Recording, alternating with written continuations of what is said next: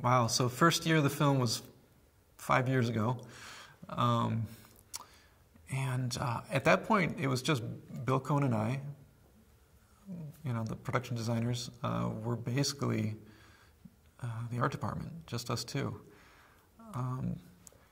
And we would have meetings with Brian Fee about, the course of the movie, just kind of general themes and what he was looking for so far as characters. And I remember 5 years ago, it was really very quiet. We hadn't moved the production yet to the main building at Pixar. We were in an off building we call Brooklyn, which is basically where we kind of grow stories, and so it's very quiet over there. And we would generally on a daily basis be doing research, sketching out some ideas, keeping things really loose, really kind of undefined, but and then just having kind of a weekly interaction with Brian to, what do you think? Even at this stage of the story, Brian probably doesn't know that much himself, but he's just making his best guess at what it could be. And I think that's what made this whole film actually a great project to work on, because we really saw this evolution from a very different film into what we have today. So then, that we operated kind of on those terms for about, almost about 2 years, really, before we were allowed to actually get an official art department together, before we got the green light from the producer to start spending the real money on the project. And so then 6 months ago, we were still having art reviews, just really kind of the last gasp of the art department, really, was designing some final racing graphics for the cars,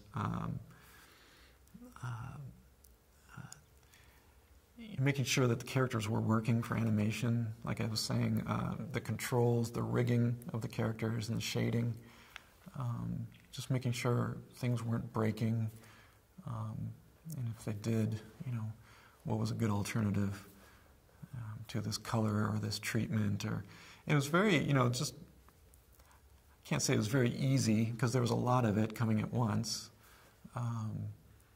but it was just basically housekeeping, making sure our characters looked as good as possible, and helping the technical side of the movie. Keep these characters on character, keep them as we intended them from the original design work, and there was a lot of relief in that 6 months ago, because the character work on this film is really amazing, as well as is the shading and the rendering quality that we see in the final frames of film.